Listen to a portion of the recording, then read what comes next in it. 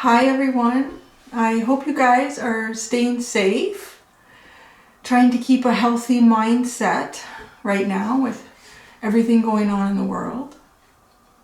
So I wanted to welcome me back to my channel, welcome you all back to the channel. I had, some good times. You know what, I have to say, that probably the most healing things you can do for yourself are to step away from what you may feel is also responsibilities that you have. Sometimes, I always say, you gotta put the oxygen mask on yourself first before you put it on anybody else. So I went and I put my oxygen mask on. And it was very good, very grounding. I actually received a lot of messages for myself on my own personal experience and growth and where I'm going and who I am and what I'm supposed to be doing. It comes from your deeper self when you get those messages. It's really your deeper self trying to push the ego aside and say, just listen to me, just for a second, just listen to me. So I did. I've always been so busy reading for others. And I know my spirit guides, when I start to pull out cards for myself, I think they get a little anxious. It's like, oh gosh, here we go. She's not going to listen to anything you say. She's going to argue. So I was listening. I listened. And, so,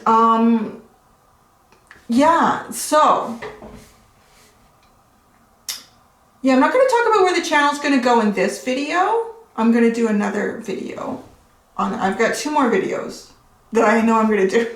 So I'm going to do those. I might do them today or another day. Just see. But today, I really got a strong message and it kept coming through. I would lay down to go to sleep at night and the experience that I had would keep coming into my mind. It would keep coming into my mind. It wouldn't go away.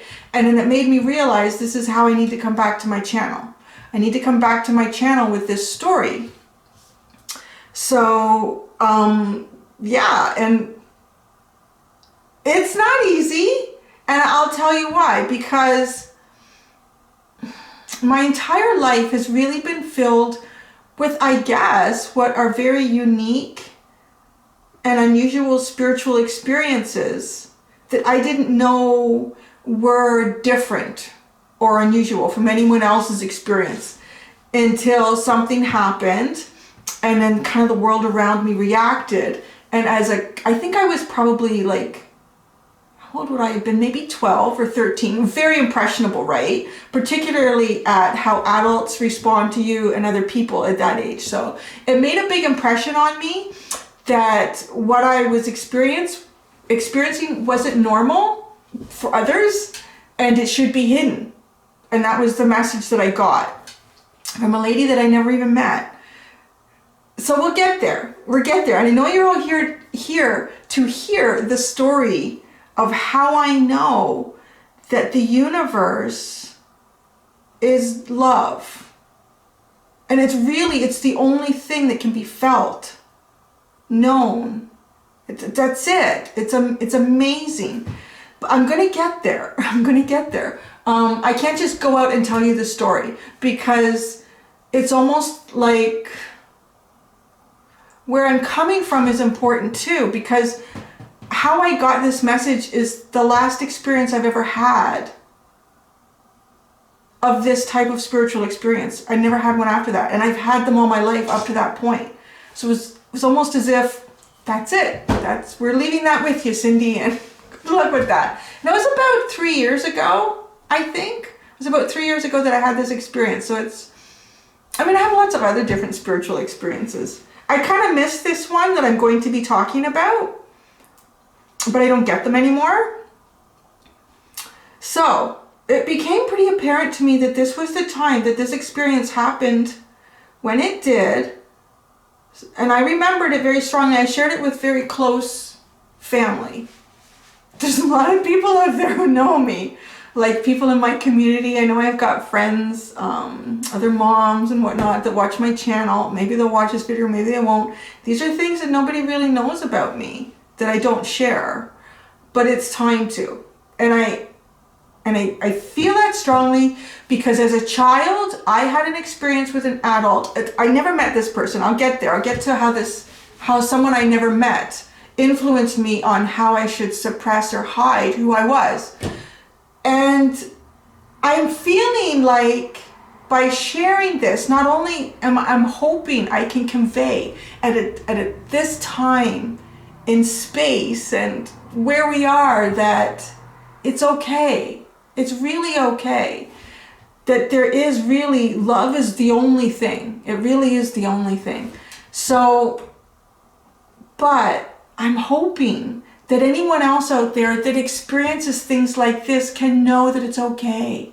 You can share it, and you should share it, because I think more people experience it than is talked about. So, let's get started. So we have to start with the very first memory I have as a child.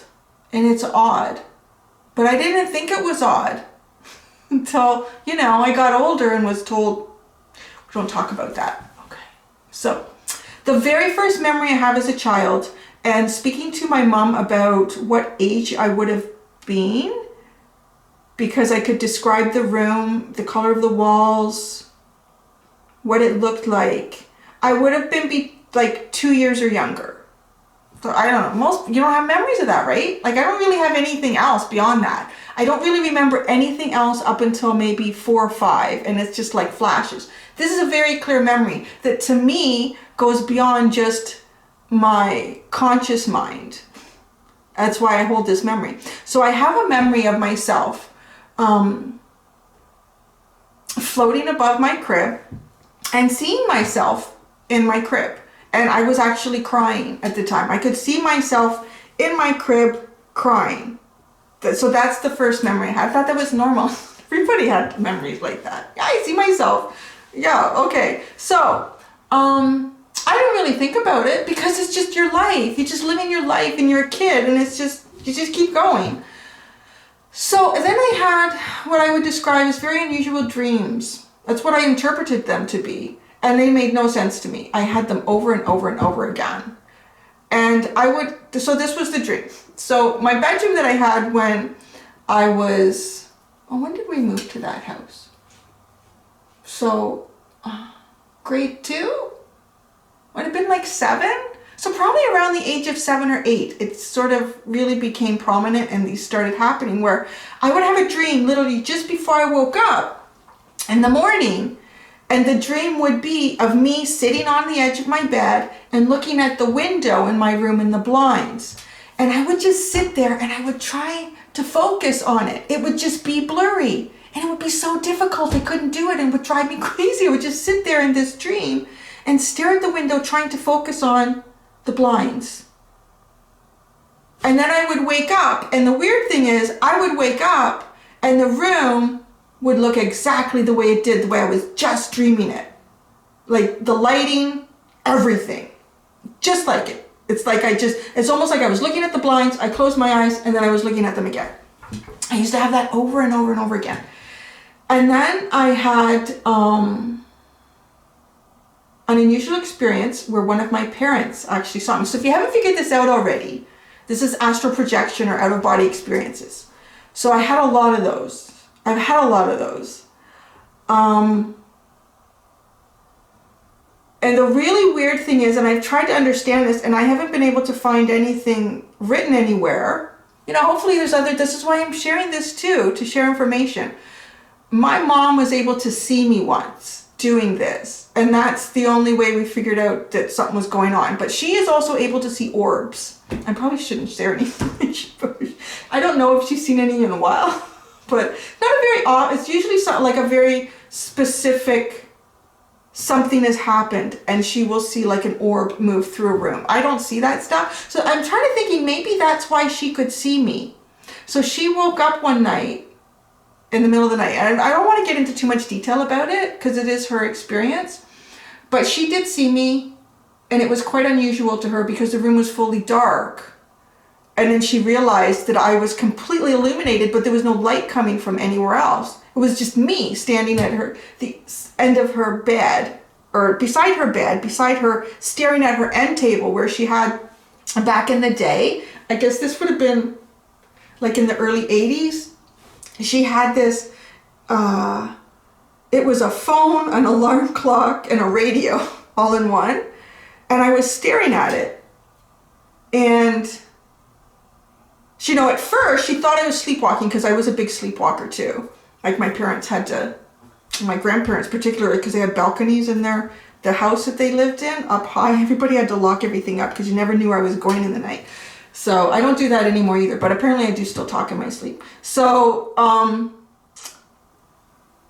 she at first thought that I was sleepwalking until it dawned on her, like, how clearly she could see me. I was too bright. And she said it frightened her. Immediately she was frightened.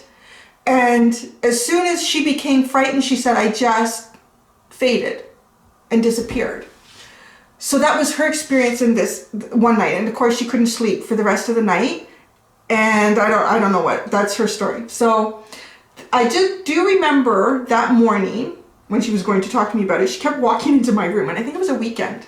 And you know, I think I was a teen. What did I say, like 12? Might have been 13. I want to say between 12 and 14. I don't really remember. But I just remember hearing my mom walk into my room and looking, I thought, God, I want to sleep in. And then she would leave, and then she would come back, and then she would leave, and then she would come back. And then I think she finally she's like, Cindy, are you awake? God, yes, what? And she said, I need to tell you something. And I guess she'd come into the room a couple times in the night to make sure she was afraid that I had died. That's what this experience was. She's like, oh my God, did she die in the night? I guess she went into my room and I was breathing. She said, no. So she told me what she experienced, and she even described what I was wearing. It was funny. I was wearing this teal color shirt. It's kind of like a shirt like this, but it was teal colored, and it was a very light, cottony, almost linen type shirt. It was my favorite shirt. And I had looked at it every day that previous week before I went to school. I wanted to wear it, but it was all wrinkled. So I would always put it back in the drawer. I was standing there just in that long shirt, wearing that at her bedside. And so this is the weird thing. She told me what I was doing. I was just standing there, and I was staring at the phone. And then I thought about it for a second, and she said to me, like, did you have any dreams or anything in the night? I thought I did. So I had a really weird dream, and I had a dream that there was an entire fair in the living room. It was a Ferris wheel and all sorts of stuff, and it got too busy. So I went into my mom's room, and I wanted to call my best friend, Sarah. And how I remember this, I was sitting on the edge of her bed, and I was talking on that phone to my best friend, Sarah. So, anyways, my experiences became more and more real. I won't go into all of them because that could be like a whole other channel, like just a whole other channel, really. So you can say, how do you know it's not just a dream? I don't know. You know what? I just know that your consciousness can be projected to different places. I think that is absolutely possible. So what happens to me when I'm going to have one? And I say it's been a while. It's been 3 years since I've had one. I would be sound asleep, and it almost always would happen when I was laying on my back. And I'm the kind of person that, like, I curl up, and I'm usually in fetal position. But if I'm laying flat on my back, I will be woken up by vibration. Like, I can feel my whole body vibrating. My whole body vibrating. Almost as if the bed, everything is just vibrating. And that feeling will wake me up. As I became older and more accustomed to the whole process, I did develop more of an acute awareness of what was going on, and I would realize, okay, I would open my eyes and I would still feel it, and I would know it was going to happen. So I would just close my eyes and relax into it and just let it happen. So the vibration would get very, very strong and fast until the point that it almost felt like no movement, but it was very fast movement, and this very loud rushing sound would be produced. I could hear it. It was like this rushing sound, almost like, because the vibration became so fast and so intense that it almost felt like no movement. But because there was so much energy behind it, there was this rushing sound. And then I guess as I astral projected or whatever, it would be gone. It would just be like, abyss, silence. And usually I would just be close to my ceiling in my darkened room.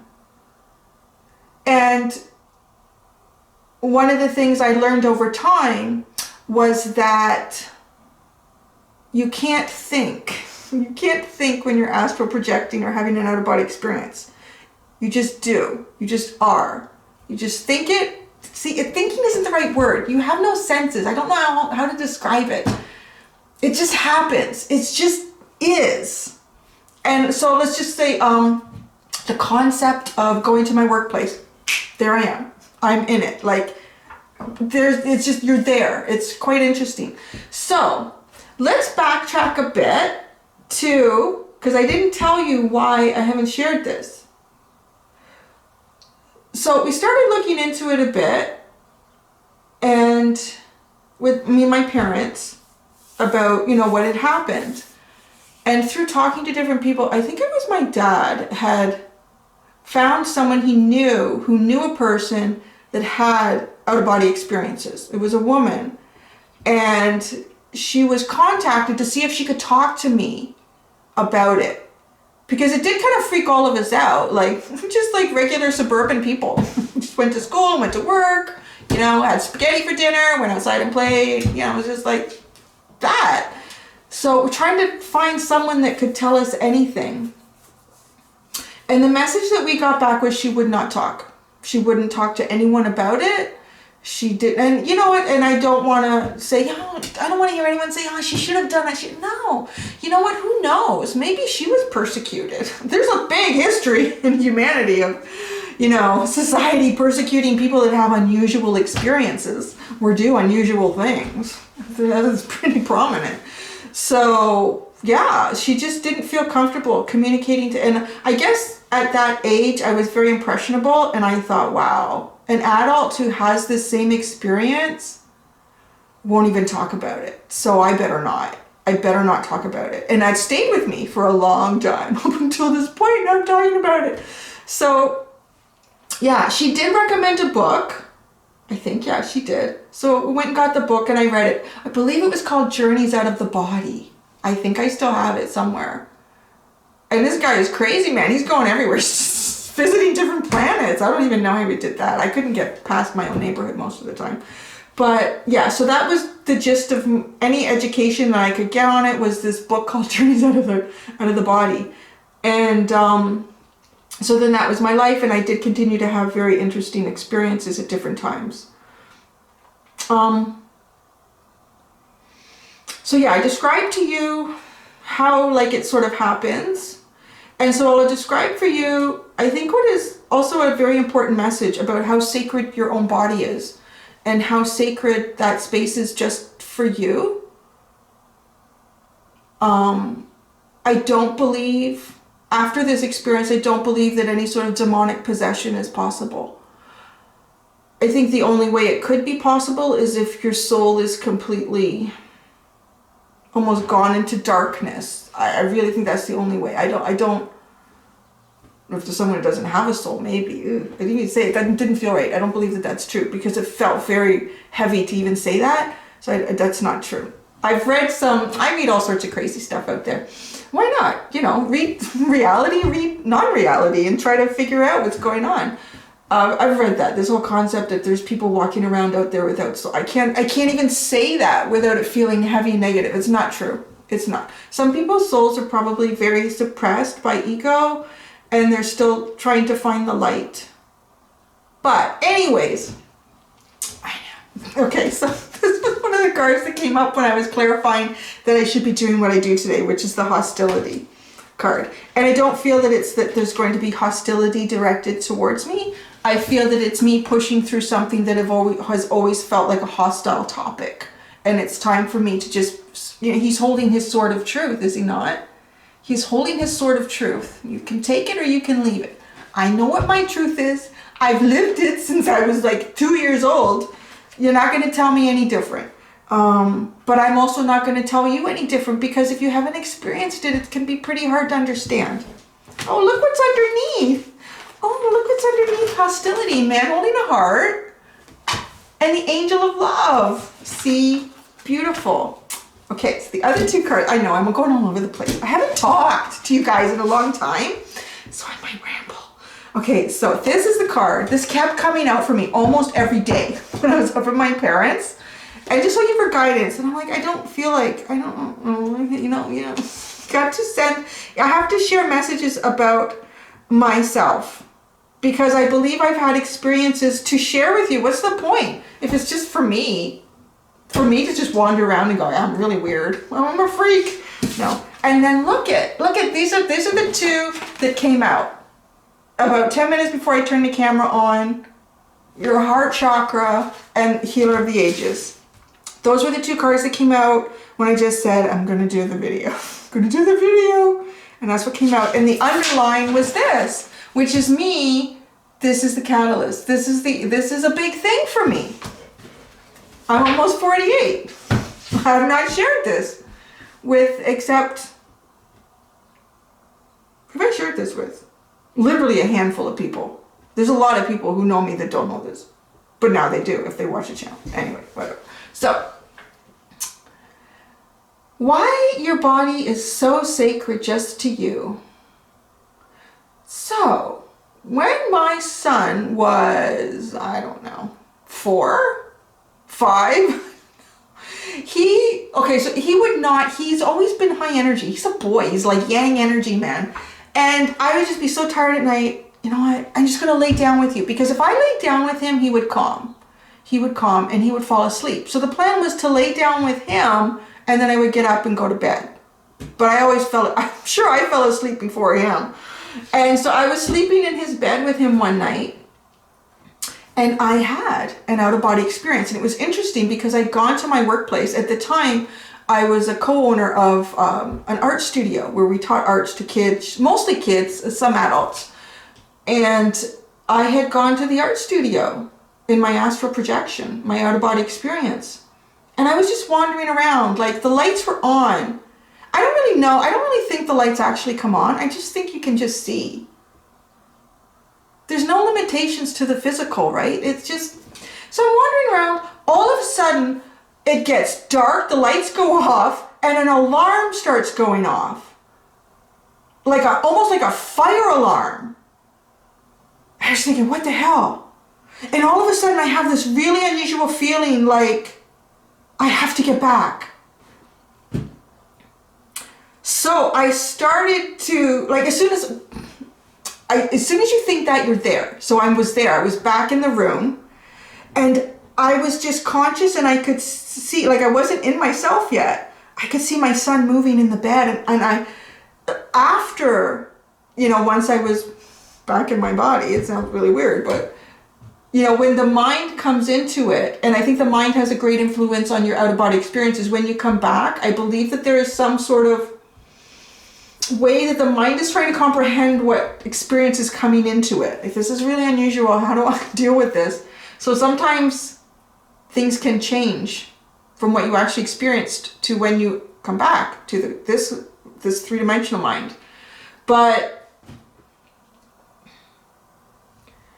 looking back on it, I think he must have nudged me or touched me and it sent alarms off somehow. I've never had that happen ever. And so I was almost anxious to get back in. So this is what happened. I just went in and almost like it was anxious and it was like, gotta get in. And I couldn't get in. So I almost literally hopped out again. It sounds so weird. There isn't the right words in the English language to describe what really happens. And the timing, it sounds like it probably went on for 10 or 15 seconds. I bet you it was a microsecond. It was just,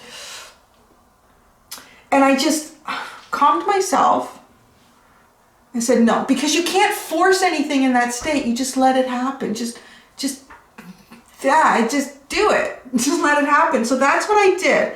And because I think I was so consciously aware of allowing myself to go back in, I felt me go into every limb, fingertip in my body. I'd never felt that before.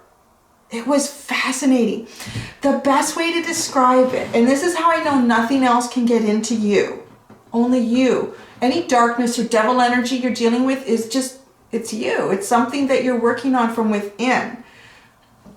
If you can imagine a leather glove that, you know, was really tight when you bought it, and you've worn it for years and years and years, and it's thin, like maybe really thin sheepskin leather, something that is really gonna bind and form to every crack and crevice in your hand. And that's what it was like. It was like there was nothing else that would have fit in there except me, except my energy, my essence. That was it. That's what it felt like. Sliding every finger, every toe, every arm, every leg, like everything into this thin, formally fitted, only to me, sheepskin glove. Like, it was a really neat experience, and I never experienced it again. I think it was just the urgency of everything, what was happening, that kind of produced that. So, let's get into, I should have put vodka in here. Let's get into how I know that the universe is only love. So I was sleeping one night, about 3 years ago, and I woke up because I could feel vibrating. So yeah, oh, okay. Closed my eyes again, and I just went in, just allowed it to happen, like just sort of relax into it. And the vibration, you know, and the whoosh, and then here I am in my room and it's dark. And all of a sudden I just start levitating. I start going up through the house, I can see the neighborhood, you know, the street lights, it's getting further and further away. And at that point, I'm kind of realizing, I think realizing is better than using the word thinking in any part of these experiences. It's just realization and projection, maybe, of a hope or a thought or a feeling or where you want to be. It was a realization that something was pulling me up. And, you know, I kind of analyzed that, and I don't know how else to say except thinking. I was thinking, it's not forcing me. It's almost like an invitation and I'm accepting it. That's the best way to describe it. It's like an invitation and I'm accepting it. So I thought, okay, let's see where this goes. So I kept going up, and it was the highest I'd ever been. I'd never gone that high. I'd never really, I want to say, I don't think I was ever really maybe 20 or 30 feet beyond the top of a 2-story house. So maybe 40 or 50 feet up. Prior to that, I went really high. I went so high, I don't think I could have gone there on my own. And almost like,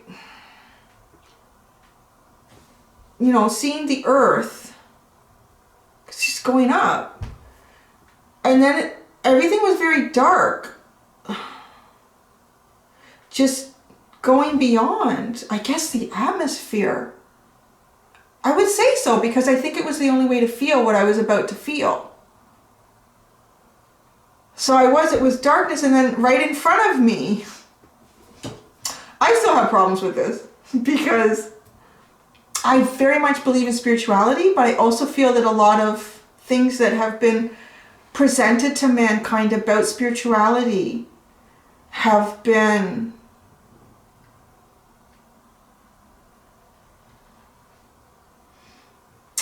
I don't think maliciously changed.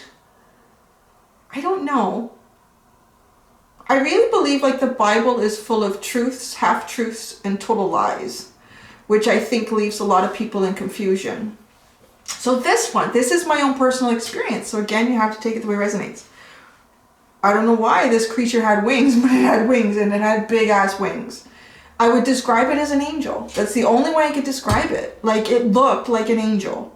He was huge. He was really big too. He was really big. He was a very big angel. And if he was 7 feet tall, his wings were 11 feet. Like, well, look at this. Actually, kind of funny that an angel is, you know, that I got an archangel card for this message today.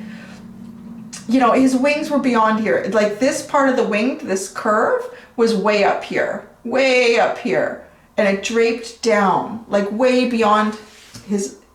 I couldn't see his feet. He had like muslin or linen, and it was creamy white.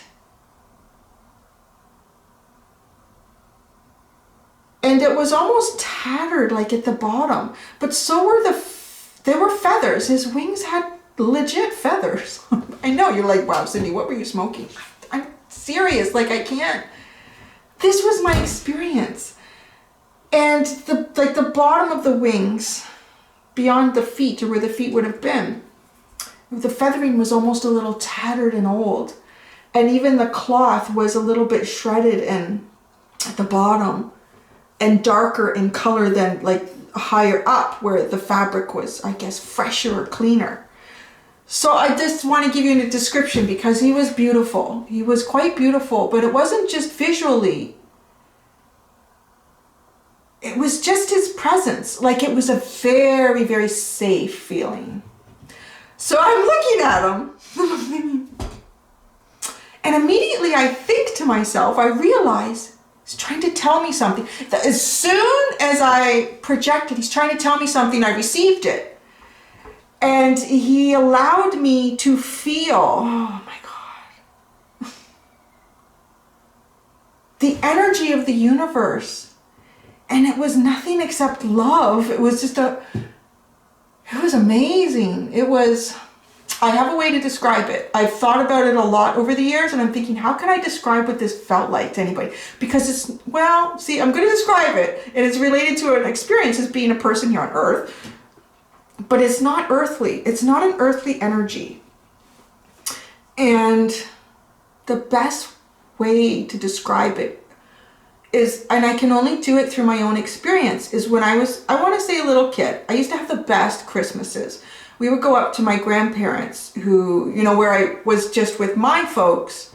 It's not the same house, but it was another house further along that water system. And he was actually in the lake, in the bay. And it was beautiful because he had his own little forested area, very small forested area. And then beyond that was the beach and the lake. And then on the other side of the gravel road was an old farm, like probably built in the 1800s at some point. And there was a barn and cows. And if I wasn't down at the beach, I was hopping over the wooden fence and going to the old barn and looking at I was just fascinated by the patina of the wood. And as a kid, I didn't go, that's a cool patina. It's like, wow, it's like red and orange and yellow and brown. And where can I go now? And what can I find and explore? It was a very fun and explorative childhood for me when we would go up there. So Christmas up there was amazing. It was amazing. My grandmother would get up at like 3, 4 o'clock in the morning, and she would start baking homemade pies and bread. She was just like, she was an Aries too. So she had a lot of energy. And so she would be doing that aspect, like making the home so warm and filled with smell and food. She would literally cook from 4 a.m. until 6 p.m. And boy, it would be so good. And then my grandfather, he was always, I would always go out with him on adventures. Like, what are we going to do today, Grandpa? And like one of the really cool things that him and I did once, because he was a lumberjack when he was really young, before the Second World War started, and he went to that. And so he was like, Cindy, we're going to go into the woods and we're going to find the straightest tree and we're going to cut it down. We're going to take all the branches off. We're going to bring it home and make it a flagpole. Okay, let's go. So we would just go and do that. And so he was also a hunter. And I don't know, maybe not everyone likes that, but he was much closer to the land than a lot of people I know that live in the city and criticize people that live on the land. Just saying. So he would, I found this out later. If you have any little kids watching, don't watch this part, okay? I don't want to wreck anyone, friend. But I do still believe in Santa Claus, actually, I do. He would always, if he didn't get a deer, he would get it from someone who did get a deer that hunting season, and he would keep the hoofs. He would go out and he would make footprints in the snow on Christmas Eve. So when I woke up in the morning, I would see the footprints in the snow. Like, that's the kind of magic that I had around me. I was really lucky. So, and you know, they had a big dog and we had a little dog, and always romping around and doing kid stuff and just filled and surrounded by this protective adult energy that you knew nothing could get past this. Like, you were so safe, and you don't know anything beyond that. That's the key. Because when you get older, you know stuff beyond that energy. So that's the key, right? Is not knowing that the world is any different than that. That it's just magic. It's everywhere. It's magic. And everybody loves me, and I'm so warm and happy. And that's the closest I can get to describing what this feeling was that I was allowed to feel.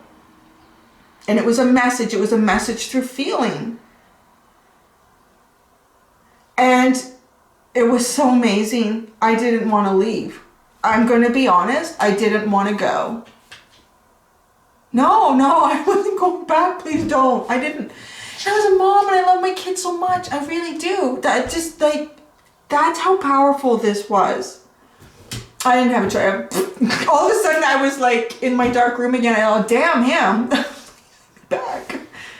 But then I came back, and I was not happy to be back, but I couldn't.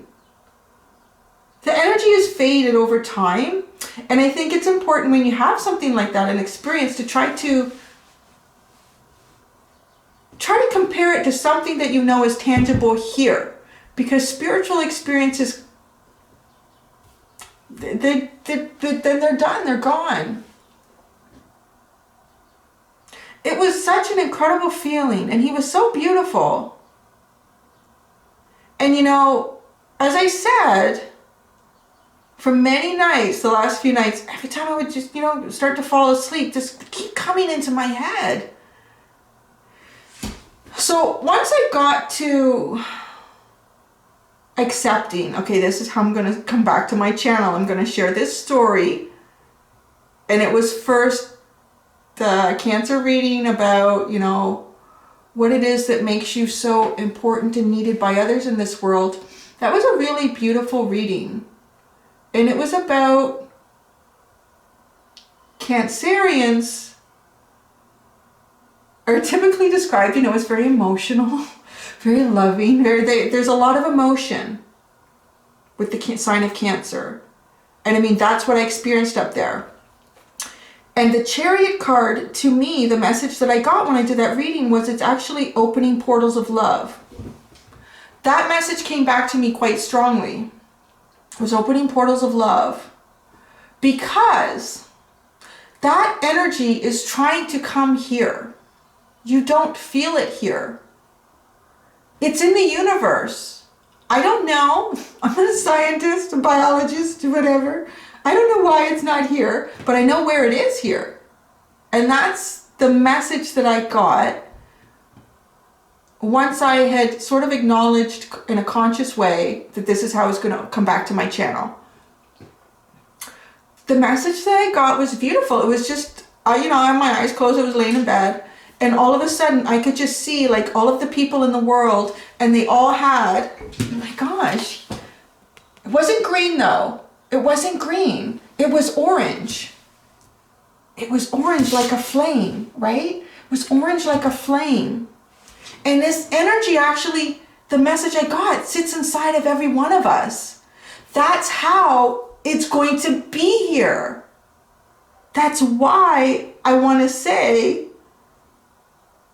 that message was shared with me to at some point understand that it is the only thing that exists.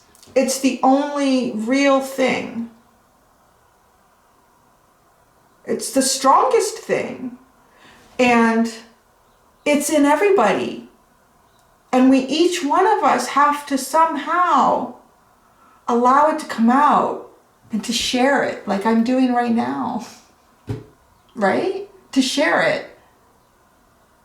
Because it's been brought here through us. There was no other way to bring it here, is kind of the message that I got about the energy of love that's all around us in the universe. But we don't feel it here. Because it's up to us to bring it out, to let it come out. This is just serious, poignant moment. I can hear my son running up and down the hallway. I'm like, gonna have to make him lunch soon. So I was like, right back down to the ground. Okay, back to doing mom stuff. So Yeah, that's it. There's the message, baby. That's the message. And I really want you to really wish you, I hope you can believe it, because it's the God's honest truth. And no matter what happens here, it's not the end of anything. Every one of you is actually an angel. Every one of you is an angel. And we're all angels to each other at different times. Like, I was really, my energy, when I stepped away from the channel, I knew I was drained. I knew I was both physically, emotionally, mentally, spiritually drained. And I wasn't lost, but I was drained. And, oh, lilies. Now lilies, I don't know what's going on out there.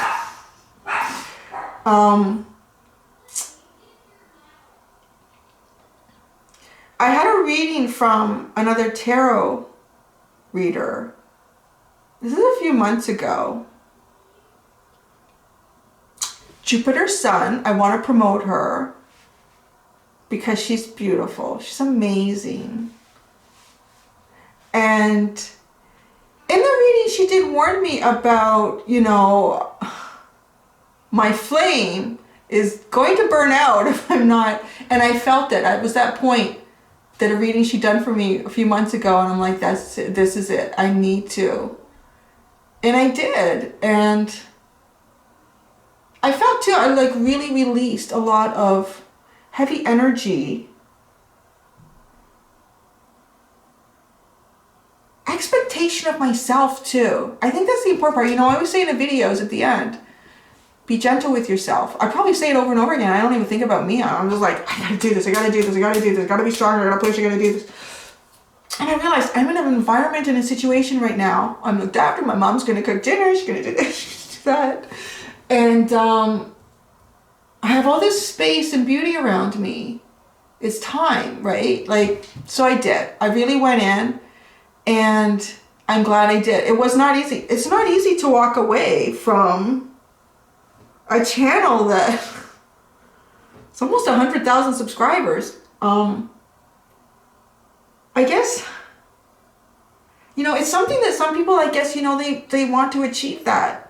I never came to this channel wanting to do that. I never even imagined that at all. Like, I remember when I had my first 100 subscribers, I was blown away. Who the hell is watching me? Like, what the heck? I thought it was amazing. And as I did it, as I said in my community post, it felt like a lot of pressure. Because the world is so different from what it was a few weeks ago, a couple months ago. You know, people in China have been dealing with this for a lot longer. People in Europe than what's going on here in North America. And I felt a massive responsibility to a lot of people's emotional and mental health that, you know, perhaps I shouldn't feel. But as I worked through it, I realized if I am truthful with who I am, I know that I can't hurt anyone else.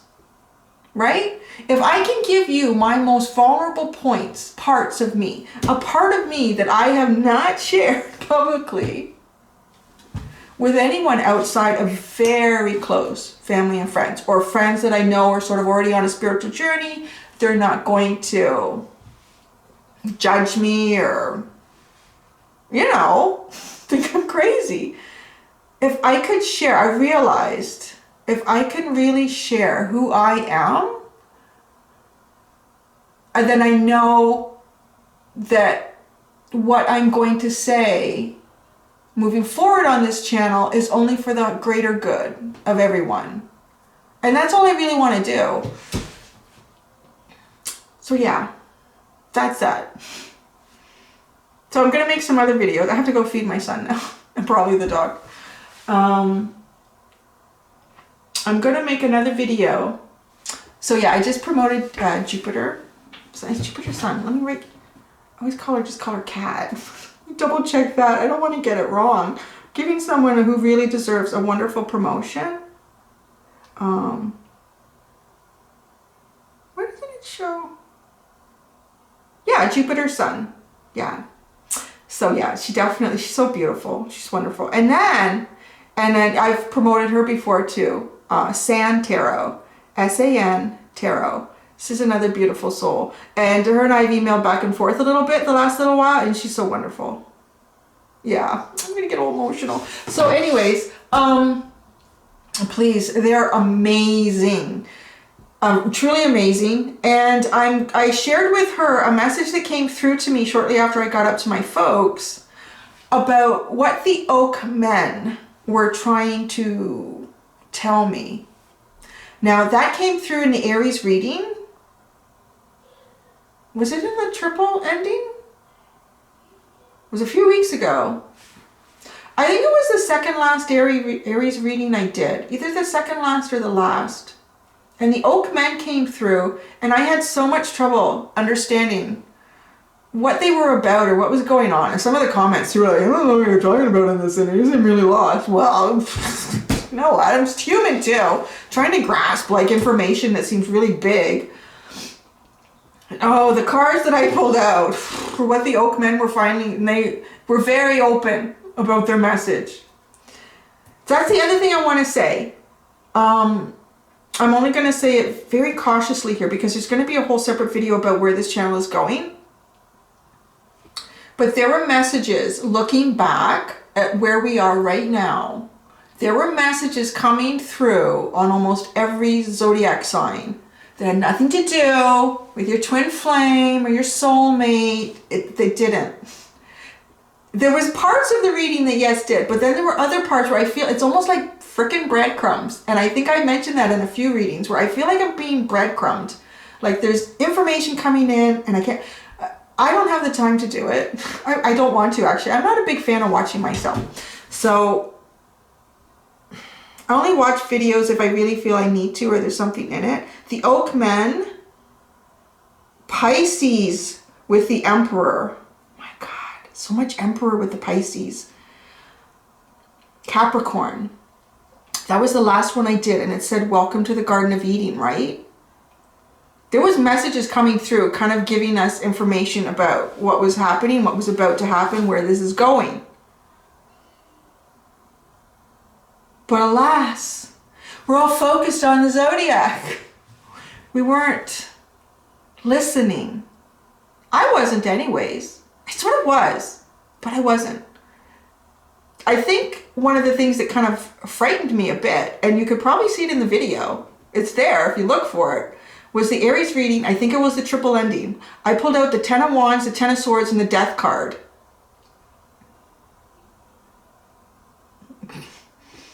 I knew that I was trying to be told something, and I didn't know how to take it. Like, it frightened me. It did, but I had to keep it together because for you, right? So it was one of those breadcrumbs. It was one of those breadcrumbs. So yeah. So that's all I'm going to say for now, because there is going to be a separate video about where this channel's going, where I've been guided to take the channel, where I can feel it needs to go. I don't know, like I could be wrecking myself. I could be like not get anyone watching them, and then, you know, I have to find a new way to make money and pay my bills, which nobody's hiring right now. So I am taking a big chance. So, you know, share the videos if you like them. But yeah, it's going in a different direction because I think I know I'm being guided to do it. And I know that messages were missed the way they were delivered before. Yeah. Okay, so that's it. So there you go. Love is the only thing that's real, baby. That's all I got to say for now. That's the story. It's probably a really long video. It feels like I've been going on and on and on and on. You haven't seen me for a couple weeks, right? So, yeah. Okay, that's it, guys. So thank you. Be gentle with yourselves. Be kind, be safe, be smart, right? Like, be smart. Really be smart. Oh, there's a Bee Gees song. Y'all should listen to it. When I was working out this morning, it came on and it, what's it called? I thought, oh my gosh, this is so appropriate for right now. Oh, what's that? Let me find it. Oh, it's in my newest workout. Oh, Staying Alive. That's the one that came out. So the lyrics to Staying Alive are, oh yeah, I didn't talk about the ladybug symbolism. It's all right. I could go on and nobody wants to listen to me go on. Staying Alive, Bee Gees lyrics.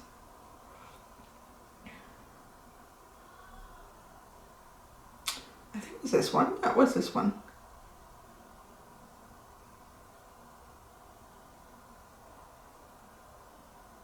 No.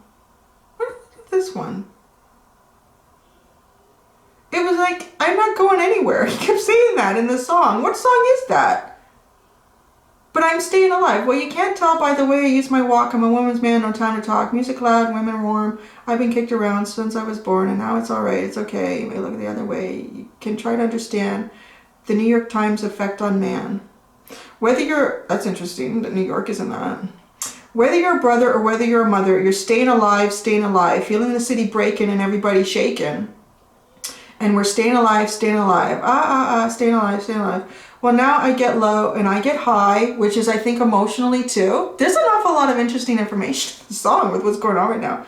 And if I can't get either, I'll really try. Got the wings of heaven on my shoes. I'm a dancing man and just can't lose. You know it's all right. You know it's okay. I'll live to see another day. Oh, shoot. I shouldn't have clicked on that. Oh, there we go. The New York Times effect on man. Whether you're a brother or whether you're a mother. Oh, wait. Here it is. Shaken. Everybody. Life going nowhere. Somebody help me. Somebody help me. Yeah, life going nowhere. Somebody help me. Yeah, but I'm staying alive. It's like you're going nowhere, but you're staying alive. Wow, this is really interesting, the lyrics to this song. Life going nowhere. Somebody help me. Somebody help me. Yeah, life going nowhere. Okay, that's where it comes in. All at the end, he keeps saying that at the end.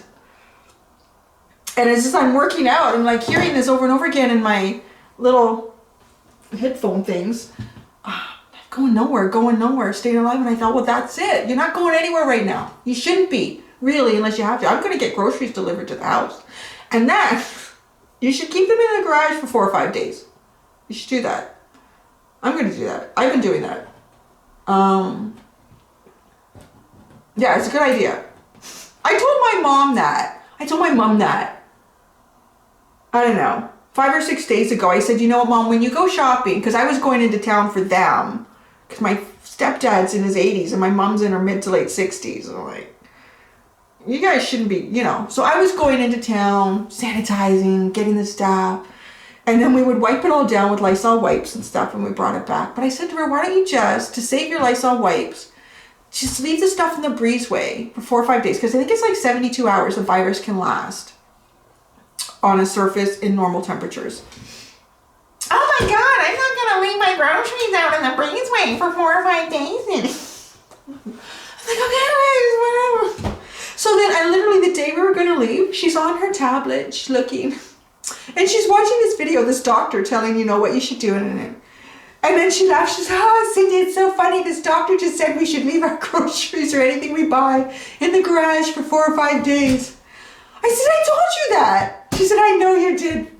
I'll do it now because the doctor said, Jesus. I think that's a parent thing though, right? You never listen to your kid. Well, my kid never listens to me. So, anyway, that's it. That's all. I'm back. It's going to be a little different.